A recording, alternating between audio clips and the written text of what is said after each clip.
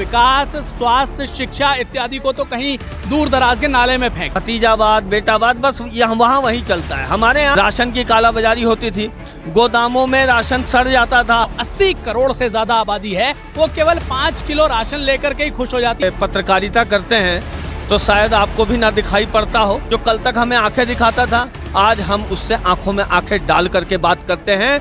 ये कांग्रेसी बात बताएंगे हमें कि इन्होंने क्या करा है। विदेशी मीडिया हमारे देश के आंतरिक मामलों में हस्तक्षेप करने का उनका क्या अधिकार है। नमस्कार दोस्तों, मैं आपका अपना हिमांशु ठाकुर और आप देख रहे हैं आपका अपना चैनल यूटी न्यूज नेटवर्क। दोस्तों, जैसा कि आप सभी जानते हैं कि एक और होली का त्योहार आ गया है, वहीं दूसरी ओर जैसे ही चुनावी बिगुल बजा है तो एक और भारतीय जनता पार्टी वाले कह रहे हैं कि इस बार होली के बाद हम लोग दिवाली मनाएंगे।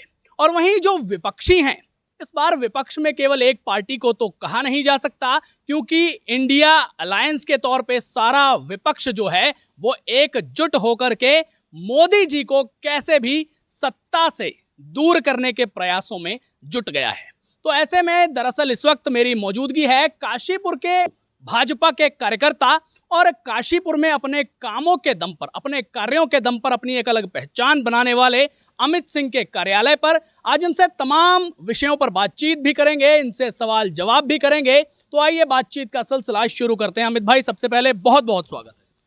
बहुत बहुत धन्यवाद हिमांशु जी आपका, और मैं आपके चैनल के माध्यम से सभी क्षेत्रवासियों को होली की हार्दिक शुभकामनाएं, हार्दिक बधाई देता हूं।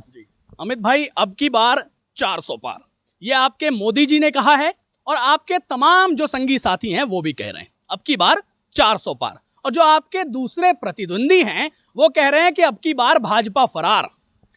देखिए हिमांशु जी, जो नारा है अब की बार 400 पार का, वह नारा मोदी जी ने जो दिया है नारा, या जो हमारी भारतीय जनता पार्टी ने जो नारा शुरू किया है अब की बार 400 पार, तो इसमें सबसे जो महत्वपूर्ण बात है, अब तक के इतिहास का ये पहला ऐसा आम चुनाव होने जा रहा है जो पार्टी नहीं लड़ रही है। ये लड़ाई जो लड़ रहे हैं 400 पार की, वो सारी देश की जनता कह रही है कि अब की बार 400 पार, और मोदी जी तीसरी बार भव्य वोटों से जीत करके भारतीय जनता पार्टी स्पष्ट बहुमत के साथ अपनी सरकार बनाने जा रही है। तो ये नारा सभी कार्यकर्ता दे रहे हैं, आम जनता दे रही है नारा अब की बार 400 पार। पक्ष कह रहा है कि भाई 2 बार तो मोदी जी को देख ही लिया, अब एक बार हमें भी मौका दो। इस बार तो हमने बढ़िया गठबंधन भी बनाया है, इंडिया अलायंस बना है, क्या पता इस बार कुछ और बेहतर कर दें। देखिए हिमांशु जी, जहां विपक्षियों की बात करूं मैं, तो मुझे तो कहीं दिखाई नहीं देता। आप भी अपना जो ये पत्रकारिता करते हैं तो शायद आपको भी ना दिखाई पड़ता हो। टिकट में देरी सबसे बड़ा इनका कारण देखिए, इनको प्रत्याशी नहीं ढूंढ रहा है। दूल्हा कौन बनेगा इस विपक्ष का भी यही नहीं पता। उसके बाद एक के बाद एक ये सभी अपने सिर्फ और सिर्फ लोभ के कारण इन्होंने एक इंडिया अलायंस गठबंधन बनाया, जिसके धीरे धीरे टुकड़े होने शुरू हो गए। रही बात मोदी जी के 2 टर्म की, तो 2 टर्म पहले 2014 से पहले की भारत की तस्वीर और 2014 से बाद की भारत की तस्वीर, ये एक मुझे बीजेपी नेता के नाते मेरे से ना पूछ करके आप एक आम किसी जनता से भी ये सवाल करेंगे तो वो आपको फर्क बता देंगे कि 2 टर्म में मोदी जी ने क्या क्या काम किए हैं। अच्छा, आपने बोला कि जनता से फर्क पूछेंगे तो जनता भी फर्क बता देगी। फर्क विपक्षी पता क्या बताते हैं? विपक्षी बताते हैं कि जब तक कांग्रेस की देश में सरकार थी तो आपसी भाईचारा था, आपसी समरसता थी, और जैसे ही मोदी जी ने सत्ता हासिल की और मोदी जी की सरकार बनी, उसके बाद से केवल और केवल हिंदू मुस्लिम, जाति धर्म और मंदिर मस्जिद इत्यादि इत्यादि विषयों पर चर्चा होने लगी, और देश के अति प्रमुख मुद्दे जो हैं वो मंदिर मस्जिद ही बन करके रह गए। विकास, स्वास्थ्य, शिक्षा इत्यादि को तो कहीं दूर दराज के नाले में फेंक दिया गया। दरअसल क्या है कि कांग्रेसी जो हैं वो बड़ी तुच्छ मानसिकता वाले हैं। इनको कहिए कि अपने चश्मे का नंबर ठीक करके देखें। पिछले 10 सालों में आप एक भी मुझे दंगा बता दीजिए जो हिंदू मुस्लिम का कोई दंगा हुआ हो देश में। और ये अपनी बात करें, ये उस पार्टी से संबंध रखते हैं, जिनकी पार्टी ने इस देश को आपातकाल झेलने को मजबूर किया। इन्होंने लोकतंत्र की सरेआम हत्या कर दी। उसके बाद 1984 का दंगा, हिमांशु जी, आज भी हम लोगों के कलेजे में, हम लोग तो पैदा भी नहीं हुए थे, लेकिन आज भी जब हम अपने किसी बड़े बुजुर्ग से उस दंगे को सुनते हैं तो हमारे रोंगटे खड़े हो जाते हैं। ये कांग्रेसी बात बताएंगे हमें कि इन्होंने क्या करा है। इन्होंने देश के टुकड़े किए हैं, इन्होंने जाति धर्म पर आधारित राजनीति करी है। भाजपा अंतिम छोर पे खड़े व्यक्ति तक भी विकास कार्य पहुंचाने का काम करती है। लेकिन फिर भी शिक्षा और रोजगार के मामले में हमारी जो कंडीशन है वो भाजपा सरकार के आने के बाद बिल्कुल निचले पायदान पर लगातार क्यों जा रही है? सवाल तो ये है ना बहुत बड़ा। देखिए, मुझे तो नहीं लगता। शिक्षा का स्तर की बात करें तो शिक्षा के स्तर में भी जितने आईआईटी खोले जा रहे हैं, जितने आईआईएम खोले जा रहे हैं, जितने नए अस्पताल खोले जा रहे हैं, तो शिक्षा के क्षेत्र में भी बहुत ज़्यादा काम हो रहा है। जबकि एक प्रधानमंत्री मोदी जी ने जो स्किल इंडिया करके एक योजना चलाई है, उसके तहत पहले क्या होता था, आपको सिर्फ शिक्षित करके छोड़ दिया जाता था। उससे क्या हुआ, बेरोजगारी बढ़ती चली गई। मोदी जी ने जो 2014 के बाद जो ये कौशल विकास केंद्र खोले, इनके माध्यमों से कई लोग रोजगार प्राप्त हुआ, कई लोग अपना आत्मनिर्भर बने। आत्मनिर्भर भारत का जो प्रोग्राम चलाया, कार्यक्रम जो चल रहा है हमारा, उसमें मुद्रा लोन योजना है, सबसे ज़्यादा लाभ इसका युवाओं को मिला है। कई 100 करोड़ की मुद्रा लोन योजनाएं बांटी गई। किसने ली गारंटी भाई? मोदी जी ने कहा कि मैं लूंगा गारंटी इन सब की। सबके खाते खुले गए, जनधन के खाते, फ्री में खाते खुलवाए। पहले खाते खुलवाने के लिए गारंटर ढूंढना पड़ता था। मोदी जी ने कहा कि इन सारे देशवासी, 140 करोड़ देशवासियों की गारंटी मैं लेता हूं। इसीलिए जब आप देख रहे हैं तो आज सिर्फ और सिर्फ एक ही गारंटी चलती है, और वो गारंटी है मोदी जी की गारंटी। अच्छा अमित भाई, ये बताइए कि टीवी पे, टेलीविजन पे, नेशनल मीडिया पे, तमाम पीआर एजेंसीज के जरिए आप भी खूब सुनते होंगे कि हमारा भारत देश जो है विश्व की सबसे बड़ी, 5वीं सबसे बड़ी अर्थव्यवस्था बन चुका है। जी, उसका देखिए, उसका भी श्रेय हमारे आदरणीय प्रधानमंत्री मोदी जी को जाता है, जिन्होंने अपनी जो कहते हैं कि एक जो उनकी प्लानिंग है वो कितनी सुदृढ़ है। आने वाले समय में, अभी मैं हाल ही का आपको बताता हूं, जिस वक्त कोरोना जैसी महामारी से पूरा विश्व जूझ रहा था, उस टाइम पूरे विश्व ने भारत की ताकत को देखा। हमने दवाइयाँ दी दूसरे देशों को। आज तक क्या होता था कि इलाज के नाम पर हमें ये होता था कि भारत वैक्सीन कभी नहीं बना पाया। आप पोलियो के बारे में चले जाइए, पोलियो की वैक्सीन हो, अन्य एक हैजा नामक बीमारी फैली थी, उसकी आप बात करिए। वैक्सीन बनाने में ही कई साल का समय लग जाता था, और ये मान लिया था विश्व के सभी देशों ने कि भारत कभी वैक्सीन नहीं बना सकता था। प्रधानमंत्री मोदी जी के नेतृत्व में जहां विश्व के बड़े बड़े देश ने घुटने टेक दिए, हमारे प्रधानमंत्री जी के नेतृत्व में हमारी आईसीएमआर की टीम ने ना सिर्फ जबकि इस बीमारी से जमकर मुकाबला किया और हमने ये जंग भी जीती, हमने अपनी खुद की वैक्सीन बनाई और उस वैक्सीन का हमने निर्यात भी किया अन्य देशों को। इससे बड़ी उपलब्धि और क्या हो सकती है? अच्छा देखिए, मैंने आपसे सवाल केवल इतना किया था कि देश जो है विश्व की 5वीं सबसे बड़ी अर्थव्यवस्था बन गया। आपने कहा हाँ बन गया, लेकिन 5वीं सबसे बड़ी अर्थव्यवस्था भारत के होने के बावजूद भी देश की जो 80 करोड़ से ज्यादा आबादी है वो केवल 5 किलो राशन लेकर के ही खुश हो जाती। कालाबाजारी होती थी, राशन की कालाबाजारी होती थी, गोदामों में राशन सड़ जाता था, और उतने में ही सरकार उनको कहती है कि भैया सेटिस्फैक्शन मिला। हाँ, हमने सेटिस्फैक्शन दिया।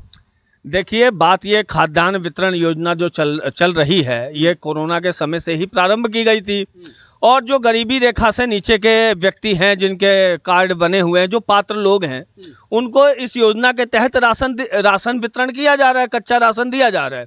अच्छा, इसमें बुराई भी क्या है? अगर कोई व्यक्ति जो पात्र है और उसको अगर खाद्यान्न दिया जा रहा है, पहले मैं बताऊं आपको हिमांशु जी, होता क्या था, वो बट भी नहीं पाता था पब्लिक को। आज जब मोदी जी 80 करोड़ लोगों को निःशुल्क राशन दे रहे हैं, तो उसमें भी विपक्षियों के पेट में दर्द हो रहा है कि वो गरीबों का निवाला कैसे बन रहा है राशन, वो गेहूं गोदामों में सड़ क्यों नहीं गया, उसकी कालाबाजारी क्यों नहीं हो गई, इससे वो ज़्यादा खुश थे। ये कोई गरीबी और अमीरी मापने का समय भी नहीं है, और ना ही इस चीज़ को लेकर के आप गरीबी और अमीरी का वो निष्कर्ष निकाल सकते हैं। यह एक योजना है। अब आप देखिए, आम आदमी पार्टी, कांग्रेस पार्टी, अभी राजस्थान में थे ये कांग्रेस वाले, अब हमारी सरकार है वहाँ, इन्होंने इतनी फ्री की घोषणाएं कर दी, इतनी योजनाएं घोषित कर दी जिसका कोई धरातल पे ना भविष्य है और ना वो हो सकती हैं योजनाएं।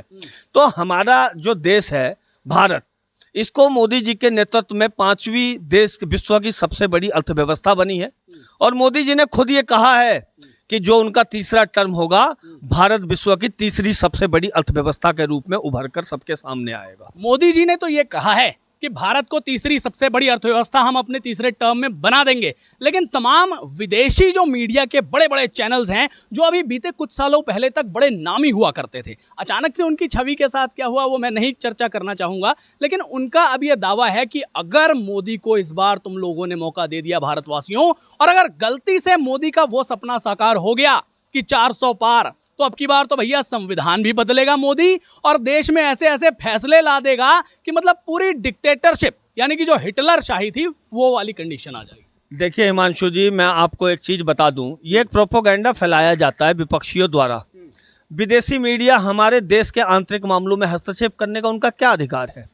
पहले क्या होता था कि किसी भी चीज़ पर ना तो इनकी विदेश नीति साफ थी विदेशियों की, और ये हमारे देश पे अनावश्यक रूप से दबाव बनाते थे। उसका सबसे बड़ा कारण था, मैं नाम नहीं लूंगा उनका, जो खुद ही विदेशी हैं, भारत की नागरिकता ली है उन्होंने और यहाँ रह रहे हैं, वो खुद ही विदेशी नागरिक हैं, उनका ज़्यादा लगाव ही वहीं से है। हर बात में विदेशी मीडिया को लेके आए। क्या हमारी मीडिया इतना सक्षम नहीं है कि वो आकलन अपना कर सके? मोदी जी के नेतृत्व में हम सब ये ताकत देख रहे हैं। आज चाइना जो कल तक हमें आंखें दिखाता था, आज हम उससे आंखों में आंखें डाल करके बात करते हैं, और आज हम अपनी शर्तों पे किसी भी फॉरेन पॉलिसी को तय करते हैं तो शर्तें हमारी होती थी, कल तक शर्तें उनकी होती थी, और सिर्फ हमारे यहाँ विपक्षियों जो आज कह रहे हैं इस बात को सिर्फ हस्ताक्षर करते हैं। अच्छा हिमांशु जी, मैं लास्ट में एक चीज़ और कहूँगा। अभी मैं एक इंटरव्यू पे अपने देश के यशस्वी गृह मंत्री आदरणीय अमित शाह जी का भाषण सुन रहा था। उन्होंने कितनी बड़ी बात कही, क्या आज तक इतिहास में हमारे भारतीय राजनेता ने नहीं कही होगी।